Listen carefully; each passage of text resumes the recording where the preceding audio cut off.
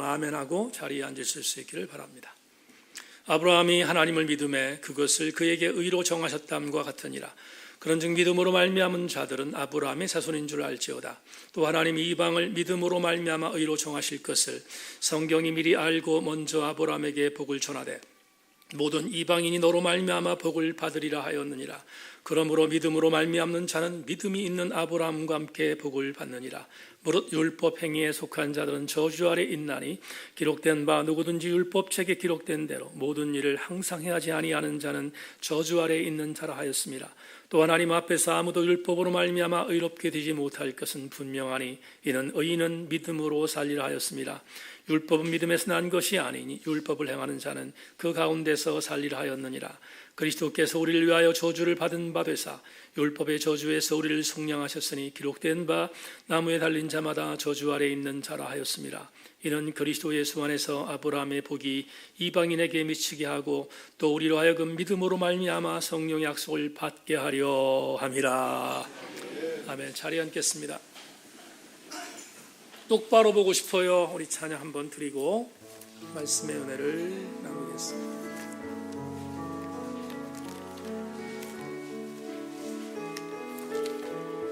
똑바로 보고 싶어요. 똑바로 보고 싶어요. 주님 온전한 몸짓으로 똑바로 보고 싶어요. 주님 곁눈질하긴 싫어요. 하지만 내 모습은 온전치 않아 세상이 보는 눈은 마치 날 죄인처럼 멀리하며 외면을 하네요. 주님 이 낮은 자를 통하여 어디에 쓰시려고 이렇게 초라한 모습으로 만들어 놓으셨나요? 주님께 드릴 것은 사모하는 이 마음뿐 이 생명도 달라시며 십자가에 놓겠으니 어울 뿌린 육신 속에 찬빛을 심게 하시고 가시 뿌린 세상 속에 미랄로 썩게 주님이 낮은 자를 통하여 주님 이 낮은 자를 통하여 어디에 쓰시려고 이렇게 초라한 모습으로 만들어 놓으셨나요?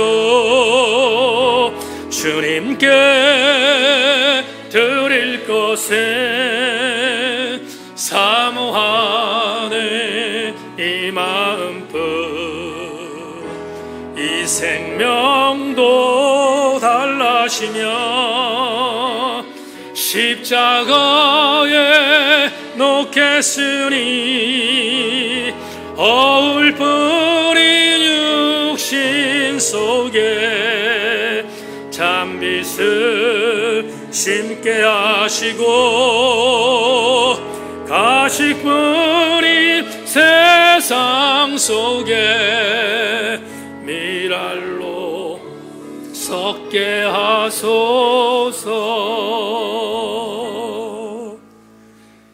존귀하신 하나님, 오늘 설교를 듣고 난 이후 사랑하는 교우들 더 똑바로 보는 신앙인들 되게 하여 주옵소서. 하나님 말씀을 나누겠습니다. 말씀 앞에 부들부들 떨게 하시고 우리 모두 함께 겸손하게 아멘하게 하여 주옵소서. 성령의 기대하심을 기억하고 특별히 이제 하나님 주한이가 이 땅에 탄생했는데 주한이 건강하게 성장하게 하여 주시기를 원하며 우리 요한이도 군생활 잘하게 하여 주시기를 원합니다. 도우실 주님을 의지하며 예수 그리스도의 이름으로 기도하옵나이다. 아멘. 말씀에 기다리고 싶시다. 인사합시다. 말씀에 기다리고 싶시다. 오늘 설교하기 전에 지난주에 전사님이 저하고 얘기를 하다가 저한테 이런 얘기를 주전사가 해요. 목사님, 제천 날씨가 원래 이렇습니까? 이렇게 얘기를 하길래, 그래서 이걸 경험하지 않으면 제천 사람이 안 된다. 제천의 날씨가 4월 달에 눈이 올 때가 있는데, 그런데 추위를 잘 견뎠으면 좋겠다. 이렇게 제가 얘기를 했습니다. 저도 제천에 맨 처음에 와서 한 6개월 동안 추위 때문에 굉장히 힘들었는데, 그때 생각이 나서, 그래서 제천 사람이 돼가는 자체는 나름대로 날씨에 대한 부분 적응이 잘 되어든다는 얘기를 하면서 교제했던 기억이 있습니다. 지난주 날씨가 많이 힘들었을 때 건강한 모습으로 나오신 여러분들 주의 이름으로 환영하고 말씀의 은혜가 있는 귀한 시간 되기를 주의 이름으로 소망합니다. 오늘 여러분과 함께 우기지 말자 이런 제목을 갖고 좀 거친 그런 제목이지만 말씀의 은혜를 함께 나누는 시간 갖기를 원합니다. 제가 신학대학을 다닐 때 저희 집이 인천이었기 때문에 부천까지 전철, 지하철을 타고 학교를 통학했습니다. 그런데 학교를 통학하던 어간에 아주 재미있게 봤던 한 에피소드가 굉장히 오래된 일이지만 기억이 나서 오늘 설교의 원고에 담았습니다.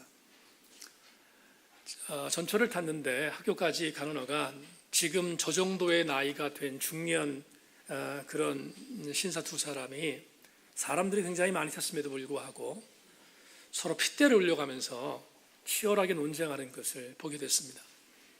그래서 아저씨들이 무슨 논쟁을 하나, 그리고 자세히 들어보니까 아주 정말 웃기는 그런 논쟁을 하고 있었습니다. 뭔가 하면 한 중년 남자가 이렇게 친구한테 둘은 친구인데 친구한테 말합니다.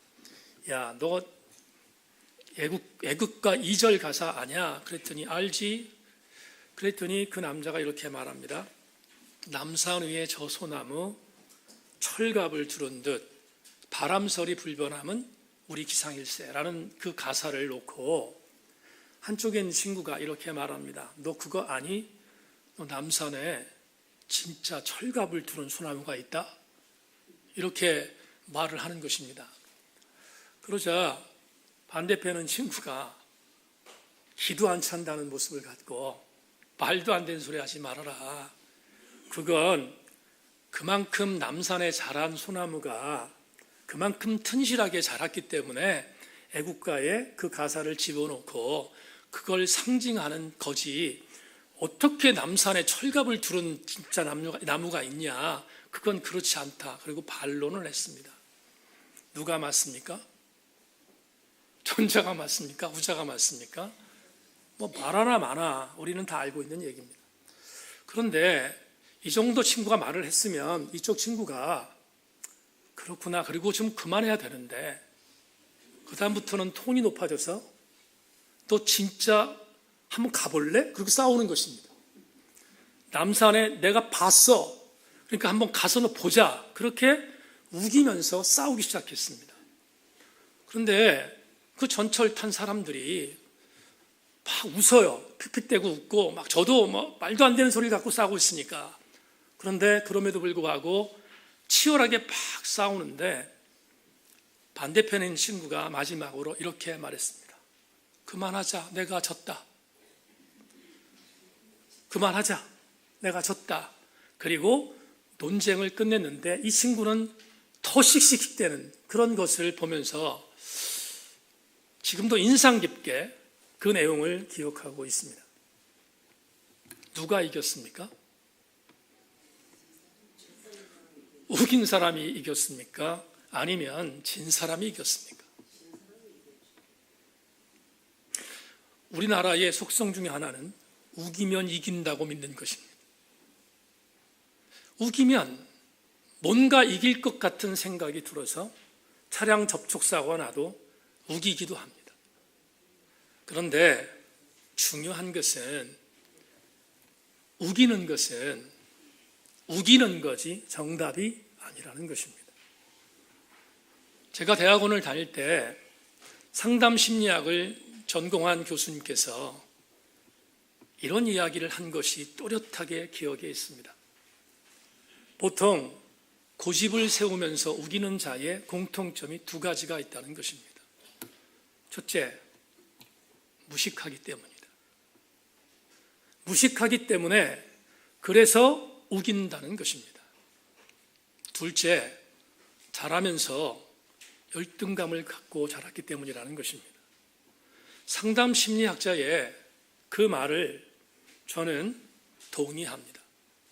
적어도 내가 뭔가를 우긴다고 할 때 그 우기는 것이 정말로 설득력이 있거나 이론적으로 정답이기 때문에 우긴다면 괜찮겠지만 대다수의 경우는 그렇지 않고 상담 심리학자가 말한 두 가지의 이유 때문에 우기는 경우를 얼마나 많이 보는지 모릅니다. 몇 달 전 연합회에 목회자 모임이 있었습니다. 그런데 한 회원이 그날 세습은 온전한 것이다 라고 우기기 시작했습니다. 목회자의 세습이 온전한 것이라고 우기는데 거기에 대해서 반론하지 않았습니다. 왜냐하면 듣지 않을 것이 뻔하기 때문입니다. 왜 남의 교회에서 세습을 한 것에 대하여 왈가왈부하고 감나라 배나라 하느냐는 식의 공격을 하는데 더 이상 이야기 듣기가 불편해서 그 자리를 떠났습니다. 그 사람의 이야기가 온전하기 때문이 아니라 그 사람은 절대로 이야기를 해도 듣지 않을 것이 뻔하기 때문입니다. 일반적으로 사회학적 개념에서 뭔가를 우길 때 많은 지성인들은 그 우김이 이론적이거나 상식적일 때 동의하지만 그렇지 않을 때 도리어 그 의견에 대하여 거부하는 것은 마땅히 지성인들이 갖고 있는 생각이 아닐 수 없습니다. 그런데 사회학적인 관점에서 이런 우김은 어떤 의미로 바라볼 때 서로 대화가 되지 않는다는 차원 아니면 그 논쟁의 거리는 나에게 유익이 없다는 생각 때문에 그 자리를 피하면 되겠지만 유감스러운 것은 교회 안에 종교적인 신념을 갖고 우길 때 이건 정말로 대책이 없습니다. 교회 안에 있는 공동체의 지체들이 내가 갖고 있는 신앙이 바른 신앙과 바른 신학이 아니라 종교적인 신념을 통해서 그것을 관철하게 우긴다면 정말 대책이 없는 것입니다. 저는 오늘 여러분과 함께 바울 사도가 본문을 통해서 말하는 본문 텍스트에 있는 종교적인 부분에 있어서 우김이 얼마나 어리석인 것인가를 함께 통찰하며 오늘 갈라디아서 17번째 강의의 말씀을 나눌까 합니다. 오늘 여러분에게 읽어드린 갈라디아서 3장 6절로 14절은 어떤 의미로 바라보면 갈라디아서의 본체입니다. 또 조금 더 강화해서 말씀드린다면 오늘 본문은 갈라디아서의 몸뚱아리입니다. 그만큼 본문은 중요한 텍스트입니다. 그러므로 오늘 본문을 이해한다면 갈라디아서 전체를 이해하는 것과 전혀 다르지 않다고 생각해도 좋습니다. 그만큼 오늘 본문은 중요한 텍스트입니다. 우리는 2주 전에 이런 설교를 함께 나누었습니다. 사람이 의롭게 되는 것은 믿음 외에 다른 어떤 것이 필요하지 않다. 구원받는 조건은 믿음이다 하는 말씀을 나누었습니다.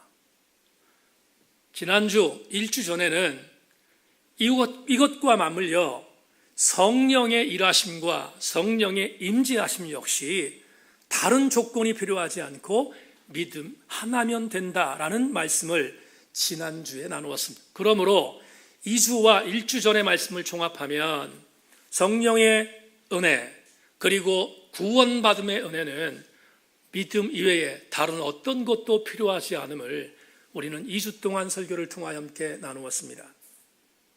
그런데 오늘 본문은 조금 더 사도 바울이 본인이 갖고 있는 신학을 확장하고 있음을 본문을 통하여 우리가 알게 됩니다. 오늘 본문은 사도 바울이 갈라디아 교회 성도들, 특별히 할례 논쟁에 휘말려서 다시 할례를 받겠다고 하나님을 버리고 예수 그리스도의 은혜를 배교했던 자들, 더불어 그들에게 유혹하여 만든 거짓 선지자들까지 포함하여 그들에게 말하고 있는 경고성 메시지인 것을 전제할 때 오늘 본문은 우리에게 대단히 중요한 영적인 교훈을 주고 있습니다. 오늘 본문 6절은 사도 바울이 선포한 선포 중에 가장 위험한 발언입니다. 오늘 본문 6절을 여러분 주목해 주실 수 있기를 부탁합니다. 6절을 제가 읽겠습니다. 아브라함이 하나님을 믿음에 그것을 그에게 의로 정하셨다 함과 같으니라. 다시 한 번만 읽겠습니다. 아브라함이 하나님을 믿음에 그것을 그에게 의로 정하셨다 함과 같으니라. 이 구절이 왜 위험한지에 대해서 지금부터 말씀드리겠습니다. 본문 6절을 문자적으로 해석한다면 사도 바울은 이렇게 말한 것입니다. 아브라함이라고 하는 유대인의 조상, 유대인의 계보의 원류라고 볼 수 있는 아브라함, 그 아브라함은 구원받았다는 것입니다. 그런데 그가 구원받은 것은, 그 다음이 대단히 중요한데, 그가 구원받은 것은 하나님의 선민 공동체였던 유대인이었기 때문에 구원을 받은 것이 아니라, 그가 구원을 받은 이유는 그도 믿음 때문에 구원을 받았다는 것입니다. 그렇다면 이 6절 말씀이 왜 바울에게 대단히 위험한 발언이었을까? 우리는 추측하는 데 있어서 어렵지 않습니다. 바울은 유대인이었습니다.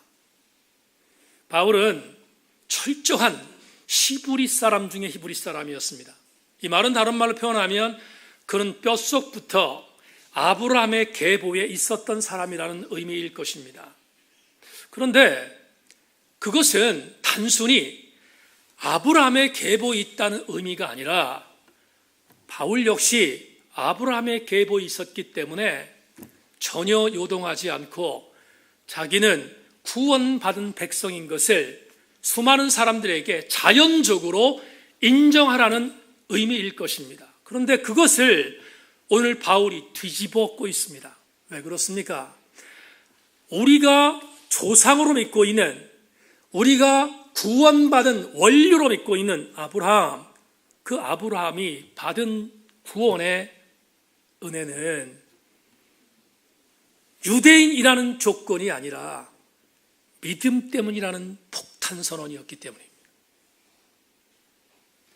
여러분, 이것은 기득권을 포기한다는 것입니다. 이것은 자연적으로 사도 바울이 나는 구원받은 백성의 헤게모니를 포기한다는 의미였습니다. 그러므로 오늘 6절 본문의 말씀은 대단히 위험한, 유대인들에게 있어서는 대단히 위험한 발언이 아닐 수 없습니다. 제가 이 말씀을 드리는 이유는 이런 의미가 있습니다. 왜 유대인만의 자존심을 갖고 있습니까? 그 이유가 무엇입니까? 그 이유는 전통적으로 두 가지 의미 때문입니다.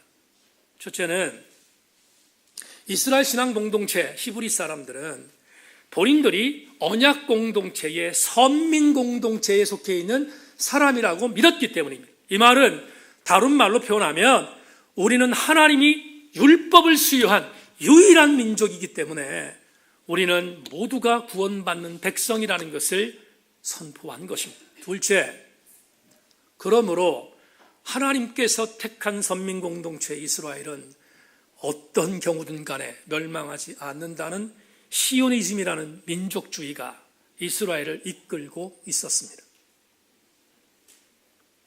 신앙 공동체 이스라엘은 이것이 엄청난 자존감이었을 것입니다. 이들에게 있어서 이것은 이스라엘만이 구원받는 공동체인 것을 열방에 선포한 것입니다. 이 말을 역으로 얘기하겠습니다. 이 말이 얼마나 위험한 발언인가. 이런 뜻입니다. 이스라엘 외에 어떤 이반 공동체도 구원받지 못한다는 것입니다. 이스라엘 말고는 구원받을 수 있는 민족이 없다는 대단히 위험한 시오니즘적인 민족주의적인 발언입니다. 그런데 오늘 바울이 이것을 뒤집어 놓은 것입니다. 오늘 본문 6절은 바로 그것을 선포하는 말씀이기 때문입니다. 그러므로 다시 한 번만 조금 제가 더 표현하겠습니다. 구원은 반드시 혈통적으로 임하는 것이지 어떤 믿음을 통해서 이루어지지 않는다는 것을 유대인들이 사수하고 있는데 바울이 그것을 보기 좋게 깨트린 것입니다. 그게 6절에 담겨있는 영적인 시사점입니다. 한 발 더 나가겠습니다. 본문 7절을 읽겠습니다. 본문 7절 이렇게 바울이 말합니다. 그런즉 믿음으로 말미암는 자들은 아브라함의 자손인 줄 알지어다. 얼마나 대단한 발언입니까? 7절에 속해 있는 이 말씀이 어떤 의미를 갖고 있습니까? 다시 바울이 이렇게 말합니다. 구원은 아브라함의 후손들에게 이루어지는 자연적인 사건이 아니라 구원은 아브라함도 믿음으로 말미암아 구원받았으므로 아브라함이 갖고 있는 믿음을 갖고 있는 자는 누구든지 구원받는다는 선언이었습니다. 이 말은 AD 1세기 갈라디아서가 기록될 당시에 갈라디아 지역에 있었던 디아스포라 크리스천들에겐 대단한 위로였을 것입니다. 갈라디아 지역에 있었던 이방적 그리스도인들에겐 대단한 위로였을 것입니다. 반대로 갈라디아 지역에 있었던 유대적인 그리스도인들은 폭탄적인 선언이었을 것입니다. 그들은 예수 믿고 구원받았지만 할례를 주장하는 예루살렘에서 내려온 그들의 주장에 대하여 은근히 자존감이 있었을 것입니다. 왜냐하면 할례는 유대인들의 특권이었기 때문입니다. 그런데 바울은 오늘 7절에서 뭐라고 말합니까? 할례를 받겠다고 말한 사람들, 할례 때문에 배교한 사람들 향하여 직격탄을 날리고 있습니다. 너희들이 잘못된 것임을 분명히 인정을 하는 것입니다. 왜냐하면 할례는 중요하지 않다는 것입니다. 아브라함도, 나중에 말씀드리겠습니다마는 아브라함도 믿음으로 말미암아 의롭다를 받은 것이지 그가 율법이나 할례를 통하여 구원받았다고 말하지 않는 것이 7절 말씀이기 때문입니다. 이어지는 8절을 보겠습니다. 8절 이렇게 말합니다. 또 하나님이 이방을 믿음으로 말미암아 의로 정하실 것을 성경이 미리 알고 먼저 아브라함에게 복을 전하되 모든 이방인이 너로 말미암아 복을 받으리라 하였느니라. 8절이 뭡니까? 전통적으로 유대인들이 갖고 있는 생각이 바로 8절입니다. 그렇구나. 아브라함을 통해서만, 여기 아브라함을 통해서라는 말은 아브라함의 혈통이 아닌 사람은 구원받지 못한다고 믿었던 것이 그동안의 전통적인 유대인적인 믿음이었습니다. 그런데 여러분 굉장히 거북할 것입니다. 왜 거북한가 하면 유대인들에게 이걸 포기하라는 것은 독약을 먹이라는 것과 별로 다르지 않기 때문입니다. 왜 그렇습니까? 창세기 12장 3절을 여러분에게 읽어드리겠습니다. 주목하십시다. 이렇게 말합니다. 너를 축복하는 자에게는 내가 복을 내리고 너를 저주하는 자에게는 내가 저주하리니 땅의 모든 족속이 너로 말미암아 복을 얻을 것이니라 하신지라. 창세기 12장에 나오는 족장 역사의 첫 번째 장 12장에서 분명히 유대인들은 그렇구나, 아브라함을 통해서만, 아브라함의 혈통을 통해서만 복을 받을 수 있다는 이 자부심이 유대인들을 얼마나 강하게 만들었겠습니까? 유대인들은 창세기 12장 3절에 있는 이 본문 한 절의 말씀을 갖고 그들은 본인들의 아이덴티티를 사수하고 있었습니다. 그런데 이제 말씀드리는 9절, 오늘 본문 9절은 대단히 중요한 본문입니다. 다시 아브라함의 혈통을 통해서만 복을 받는다는 의미는 아브라함의 혈통이 아닌 유대인들이 아닌 어떤 다른 이방인들도 구원받지 못한다는 분명한 선언인데, 이 선언을 아브라함의 혈통 속에 있었던 바울이 9절에서 6절에서 한번 선포했던 그 말씀과 더불어 기가 막히게 반전불화말을 씁니다. 그게 9절입니다. 여러분 9절을 다시 한번 집중해 주실 수 있기를 바랍니다. 9절이 이렇게 바뀝니다. 그러므로 믿음으로 말미암은 자는 믿음이 있는 아브라함과 함께 복을 받느니라. 여러분 이 9절이 뭐가 바뀌었습니까?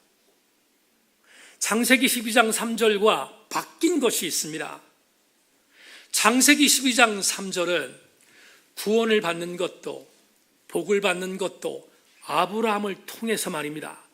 아브라함을 통해서라는 말은 유대인이 아니면 절대로 복을 받을 수 없으며 구원받을 수 없다는 말씀이잖아요. 그런데 바울이 9절에서 그걸 어떻게 반전의 역사를 씁니까? 이렇게 말합니다. 너희들이 이전에 배웠던 것처럼 아브라함 혈통만으로 구원받는다는 것은 틀렸다는 것입니다. 그러면 이렇게 말합니다. 정말로 구원받는 방법은 아브라함과 함께입니다. 아브라함과 함께라는 이 구절을 원어 성경을 통하여 해석하면 이렇게 해석할 수 있습니다. 아브라함이 갖고 있는 믿음을 갖고 있는 백성들입니다. 그러면 무슨 의미가 됩니까?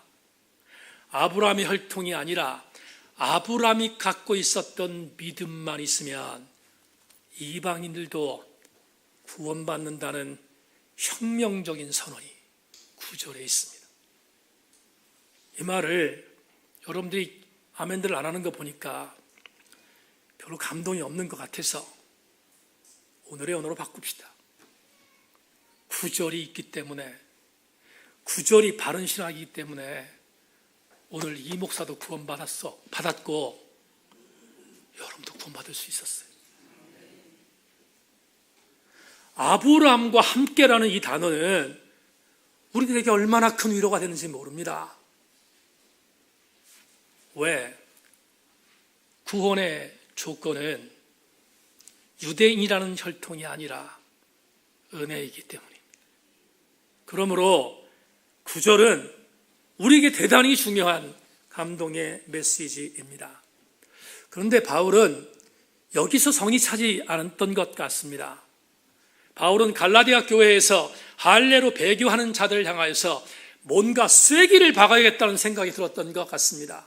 그래서 오늘 본문 9절을 기록한 이후 사도 바울은 로마서 4장 9절로 13절에서 이미 로마에 있는 그리스도인들에게 편지했던 메시지를 오늘 본문에서도 말하고 있습니다. 그렇다면 로마서 4장 9절로 13절에 있는 말씀, 그 말씀이 무엇인지를 한번 보겠습니다.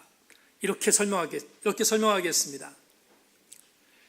여러분, 제가 이건 원고에 없는데 오늘 갈라디아서 본문 중에서 3장 11절로 14절까지의 말씀, 이 말씀은 로마서 4장 9절로부터 13절까지 말씀이 추석한 것입니다. 좀 더 쉽게, 갈라디아서는 복음서 중에서 가장 먼저 쓰인 책입니다. 그렇다면 복음서가 아니라 서신서 중에서 가장 먼저 쓰인 책입니다. 그렇다면 갈라디아서는 서신서의 원본인과 동시에 로마서의 앞기록입니다. 그렇다면 로마서의 앞기록이었던 갈라디아서 이 본문은 어떤 의미로 바라볼 때 사도 바울이 제일 먼저 할례에 대한 부분을 해석한 부분이라고 볼 수 있는데, 그렇다면 제가 원고에는 로마서가 먼저 있지만 갈라디아서 3장을 먼저 보겠습니다. 갈라디아서 3장 11절로 14절을 제가 읽겠습니다. 여러분 자막 보시기 바랍니다. 또 하나님 앞에서 아무도 율법으로 말미암아 의롭게 되지 못할 것이 분명하니 이는 의인은 믿음으로 살리라 하였습니다. 율법은 믿음에서 난 것이 아니니 율법을 행하는 자는 그 가운데 살리라 하였느니라. 그리스도께서 우리를 위하여 저주를 받은 바 되사 율법의 저주에서 우리를 속량하셨으니 기록된 바 나무에 달린 자마다 저주 아래 있는 자라 하였습니다. 이는 그리스도 예수 안에서 아브라함의 복이 이방인에게 미치게 하고 또 우리로 하여금 믿음으로 말미암아 성령의 약속을 받게 하려 함이라. 이 구절을 갈라디아 교회 성도들에게 선포했습니다. 할례가 중요하지 않다는 것입니다. 율법은 구원의 조건이 아니라는 것입니다. 믿음으로 말미암아 구원받는다는 것을 말했습니다. 그런데 이 내용을 이미 갈라디아 교회 성도들에게 선포했던 사도 바울은 후에 로마의 그리스도인들에게 할례 논쟁에 빠져 있는 로마인들에게 부연하여 설명하고 있는 것이 로마서에 나와 있는 로마 4장 9절로 13절의 말씀입니다. 조금 더 선명하게 주석하고 있는 로마서의 말씀을 읽겠습니다. 여러분 따라오십시오. 그런즉 이 복이 할례자에게냐 혹은 무할례자에게도냐 무릇 우리가 말하기를 아브라함에게는 그 믿음이 의로 여겨졌다 하노라. 그런즉 그것이 어떻게 여겨졌느냐? 할례시냐 무할례시냐? 할례시가 아니요 무할례시니라. 그가 할례의 표를 받은 것은 무할례시의 믿음으로 된 의를 인친 것이니 이는 무할례자로서 믿는 모든 자의 수상이 되어 그들도 의로 여기심을 얻게 하려 하심이라. 또한 할례자의 수상이 되었나니 곧 할례 받을 자에게뿐만 아니라 우리 주상 아브라함이 무할례시에 가졌던 믿음의 자취를 따른 자들에게도 그러하니라. 아브라함이나 그 후손에게 세상의 상속자가 되려고 하신 언약은 율법으로 말미암은 것이 아니요 오직 믿음의 의로 말미암은 것이니라. 설명하겠습니다. 여러분 이제 마지막 설교의 가장 중요한 포인트를 여러분들이 도착했습니다. 설명하겠습니다. 도대체 이게 무슨 말인가? 바울은 믿음으로 말미암아 구원받는다는 것을 강조하기 위하여 유대인들이 할례를 강조했고 지금 갈라디아 교회는 할례 논쟁 때문에 쑥대받으셨으니까 그 할례를 한번 추적해 보자는 것입니다. 어떻게? 믿음에 올렸던 아브라함을 보자는 것입니다. 지금 읽었던 본문 11절부터 14절 그리고 로마 4장 9절로 13절 말씀을 묻겠습니다. 이런 뜻입니다. 갈라디아 교회 할례 때문에 무너진 성도들아, 우리 한번 따져보자. 이론적으로 따져보자. 너희들이 그렇게 목숨 걸고 있는 할례에 대해서 한번 따져보자는 것입니다. 어떻게? 이렇게. 우리가 믿음의 조상이라고 보는 아브라함, 할례를 받았다. 맞다. 분명히 할례를 받은 우리의 조상 아브라함이다. 그런데 언제 받았느냐라는 것입니다. 아브라함이 할례를 언제 받았느냐를 이론적으로 따집니다. 그러면서 바울은 아주 친절하게 이렇게 말합니다. 만에 하나 아브라함이 할례를 받은 것이 하나님을 통하여 의롭다함을 받은 이후에 할례를 받았다면, 이해하셨습니까? 할례를 의롭다고 한 그때 이후에 할례를 받았다면 갈라디아 교회 성도들아, 지금 예루살렘에서 내려온 거짓 선지자들이 말하는 것처럼 우리도 할례를 받아야 한다. 왜냐하면 우리의 조상도 구원받은 이후에 할례를 받았다면 할례가 구원의 조건일 수 있기 때문이다. 그런데 바울이 뭐라고 말합니까? 이렇게 말합니다. 너희들이 목숨 걸고 믿고 있는 창세기를 봐라. 그리고 분명히 말한다. 아브라함은 하나님을 통하여 의롭다고 구원받기 이전에 할례를 받았다. 다시 말하면 아브라함이 무할례 시에 구원을 받았다는 것이다. 그렇다면 분명히 말하지만 할례는 구원의 조건이 아니지 않는가? 얼마나 설득력이 있습니까? 얼마나 이론적으로 든든합니까? 사도 바울의 신학이 얼마나 건강합니까? 우리는 지금 본문을 통해서 얻는 강력한 도전이 이것입니다. 바울이 뭘 말하고 싶었습니까? 그러므로 할례 논쟁 가지고 딴짓하지 말라는 것입니다. 할례는 구원의 조건이 아니라는 것입니다. 이 말은 이방적 그리스도인들이 거의 대부분이었던 갈라디아 교회 성도들에게 엄청난 도전이요 은혜였을 것입니다. 반대로 할례를 주장하고 할례를 받지 않으면 구원받지 못한다고 하는 거짓 교사들에게는 직격탄이 되었을 것입니다. 여기까지가 오늘 본문의 이해입니다. 이상의 본문 이해를 통해서 우리는 오늘 우리에게 주시는 은혜를 받아야겠습니다. 사순절 두 번째 주일, 이 본문을 우리에게 제시한 사도 바울이 본문이 주는 오늘의 은혜가 무엇일까? 자막을 통해서 한번 확인하겠습니다. 오늘 우리가 정말로 명심할 것이 하나 있는데, 구원의 단서가 조건이라고 우기는 무지에서 벗어나야 합니다. 말씀드렸습니다. 만에 하나 할례가 구원의 조건이라고 말한다면 오늘 바울이 말하고 싶은 가장 강력한 도전은 그게 바로 종교적인 우김이라는 것입니다. 우기지 말아야 합니다. 구원은 조건으로 인하여 주어진 것이 아닙니다. 구원은 믿음을 고백하는 자들에게 은혜로 주어진 것이기 때문입니다. 교우 여러분, 여기서 한 가지 주목할 것이 있습니다. 어떤 극단적 보수주의적인 신학자들이 이렇게 말합니다. 믿음이 조건이라는 것입니다. 믿음이 조건이므로 구원은 믿음이 조건이라 하는 조건에 대한 것을 충족해야 구원받을 수 있다는 것입니다. 극단적인 보수주의자 신학자의 그 말을 모르지 않습니다. 그런데 저는 동의하지 않습니다. 왜 동의하지 않는가 하면 믿음이 조건이란 말이 마음에 맞지 않기 때문입니다. 사랑하는 여러분, 믿음을 내가 노력해서 갖고 믿음이 내가 행위를 통하여 노력하여 조각된 것이 믿음이라면 그 보수적인 신학자의 말이 옳습니다. 그런데 여타 다른 설교를 통하여 우리 교우들에게 수없이 말한 것처럼 믿음은 내가 만들어 가는 것이 아니라 믿음 역시 하나님이 값없이 주신 선물이기 때문입니다. 하나님이 값없이 주신 선물을 조건으로 따지는 것처럼 무식한 것이 어디 있습니까? 그러므로 오늘 설교의 결론은 굉장히 선명합니다. 어떤 일이 있어도 구원을 조건을 매기는 것은 우기는 것이지 은혜가 아니라는 것입니다.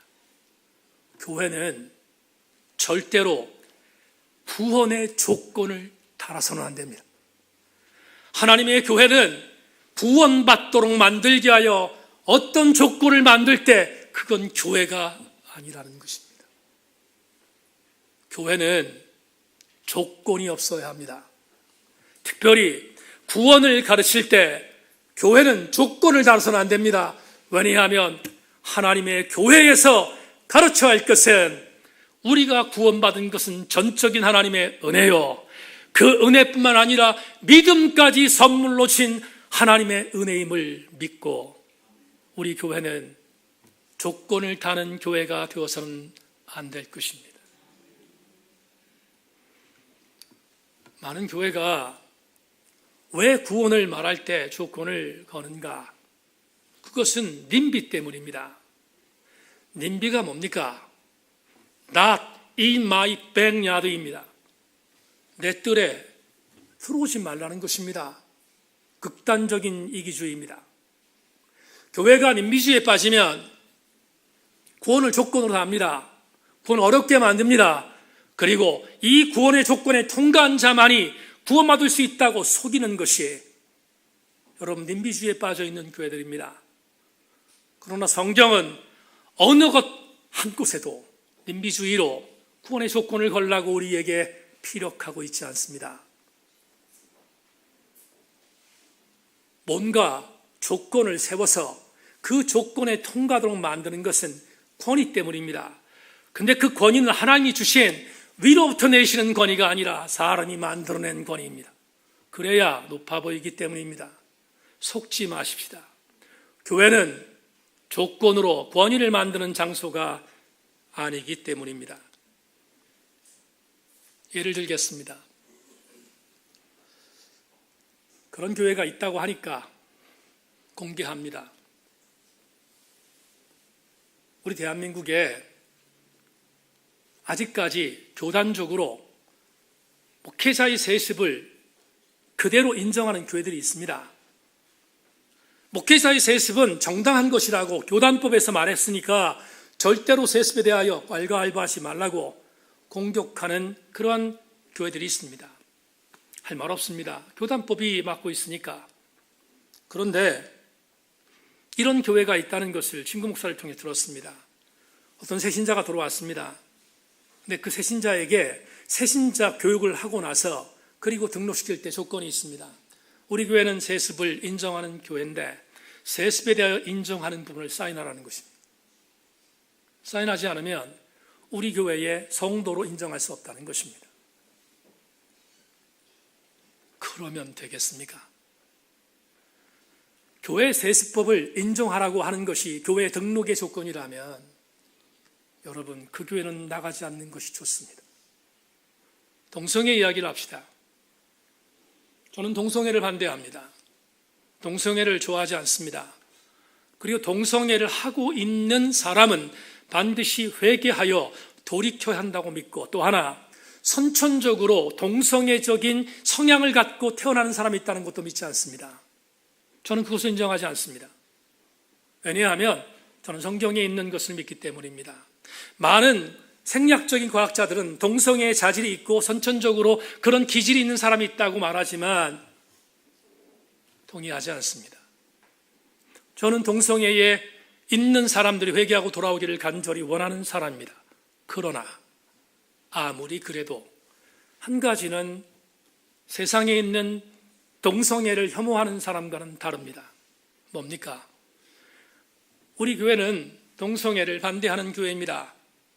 그러므로 동성애를 하고 있는 성도가 우리 교회를 들어왔을 때 당신은 동성애를 하고 있으니까 우리 교회 등록할 수 없다고 말한다면 그건 교회가 아닙니다.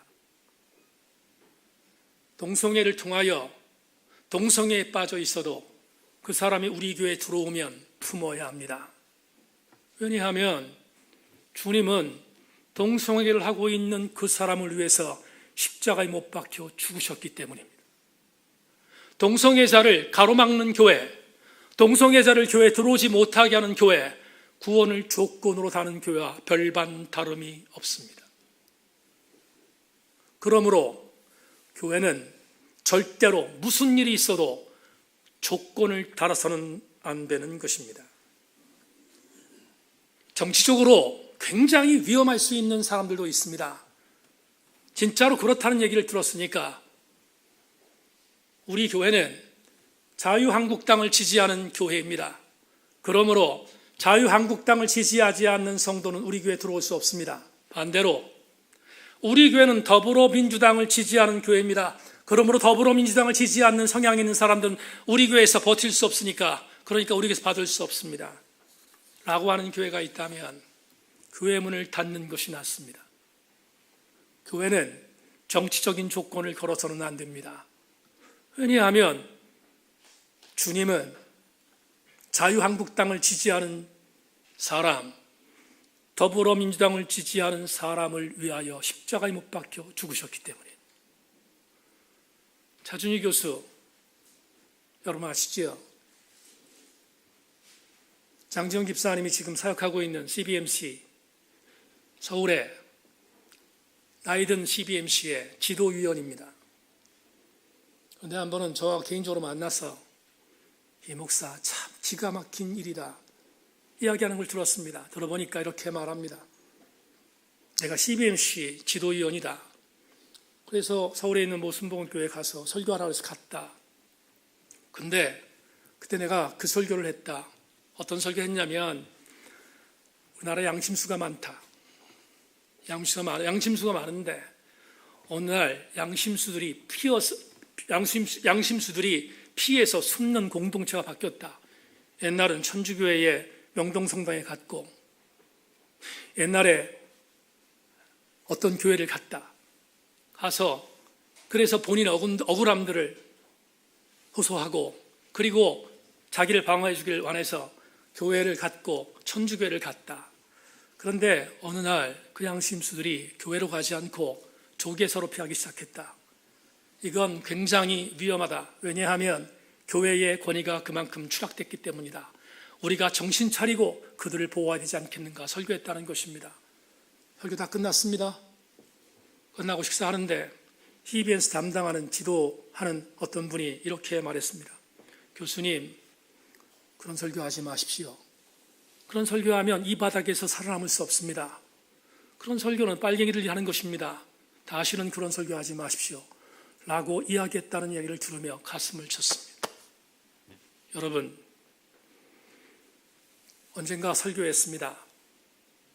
교회는 누구의 교회가 아니라 누구나의 교회여야 합니다. 아무도 조건을 달아서는 안 됩니다. 무슨 조건을 달아서도 안 됩니다. 교회는 조건이 없어야 합니다. 왜냐하면 요한복음 3장 16절을 저는 믿기 때문입니다. 사도 요한을 통하여 이렇게 말했습니다. 하나님이 세상을 이처럼 사랑하사 독생자를 주셨으니 이는 그를 믿는 자마다 멸망하지 않고 영생을 얻게 하려 함이라. 이 기가 막힌 복음에 전제 조건이 있습니까? 없습니다. 아무 조건이 없습니다. 주님이 구원받는 조건이 은혜라면 은혜인 것입니다. 은혜 이외에 어떤 조건을 주님 안했다면 우린 그 조건을 충족해야 되겠지만 주님은 당신이 주신 은혜의 선물 믿음 이외에 어떤 것도 조건으로 내세우지 않았다는 사실은 우리한테 대단히 중요한 메시지이지 않겠습니까? 한기총 회장으로 당선된 목사가 몇 년 전 이렇게 말했습니다. 이명박 후보에게 투표하지 않으면 생명책에서 내가 제하해버릴 것이라고. 그 얘기를 들었을 때 이런 생각이 들었습니다. 그 목사가 제하해버리는 생명책에서 제해지는 사람은 복이다. 만에 하나 특별한 정치인에게 투표하지 않아서 그 사람의 이름을 생명책에서 제하여 버린다면, 여러분, 만약에 그분이 하나님이라면 하나님 믿지 마십시다. 하나님은 그런 분이 아닙니다. 하나님은 당신의 아들 예수 그리스도를 너무나 사랑하셨지만 우리를 사랑한 바에 견줄 바 없어 조건 없이 그 아들을 우리를 위하여 보내주신 사랑의 하나님이시기 때문입니다. 조건 달지 맙시다. 조건은 구원의 방해가 될 수 있는 과정이지 조건은 은혜가 아니기 때문입니다. 말씀 맺겠습니다. 국립수목원장을 역임했던 나무박사라고 말하는 신준환 박사께서 다시 나무를 보다라는 책에서 인디안 격언을 하나 소개합니다. 그 인디안 격언이 이런 것입니다. 늪을 건널 때는 가장 멀리 돌아가는 길이 가장 빠른 길이다. 다시, 늪을 건널 때는 가장 멀리 돌아가는 길이 가장 빠른 길이다. 여러분, 신 박사의 이 말이 얼마나 가슴에 와닿는지 제가 노트에 놨습니다. 왜 이게 저를 흔들었는지 아십니까? 현대인들에게 있어서 가장 치명적인 적은 원칙론이 아니라 방법론입니다. 얼마나 얄팍한 세대에 살고 있는지 우린 원칙에 대하여 별로 중요하게 여기지 않습니다. 방법에 대하여 목숨 겁니다. 이 말을 조금 직격탄으로 알리겠습니다.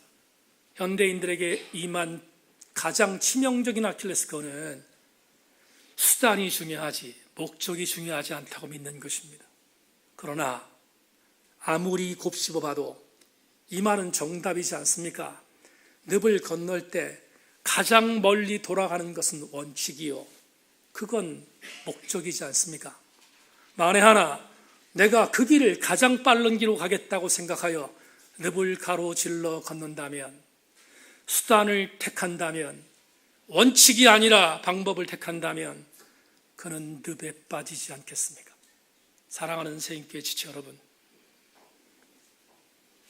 주님은 우리에게 조건을 걸지 않으셨습니다.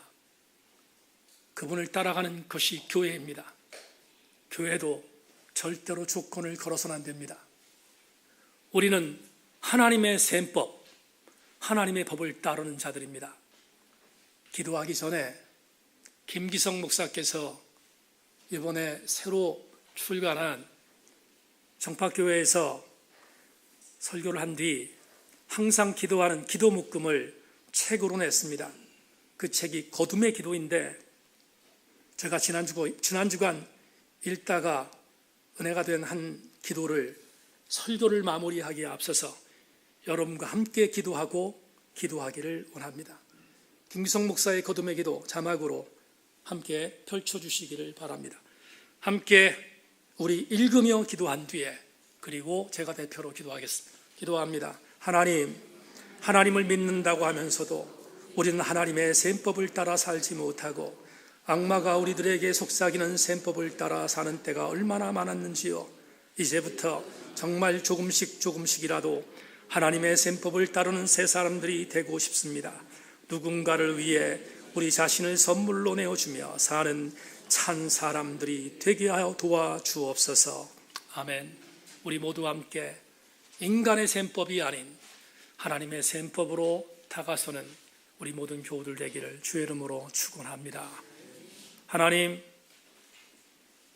교회가 자꾸만 조건을 걸고 있습니다. 그것은 참으로 위험한 일이 아닐 수 없습니다.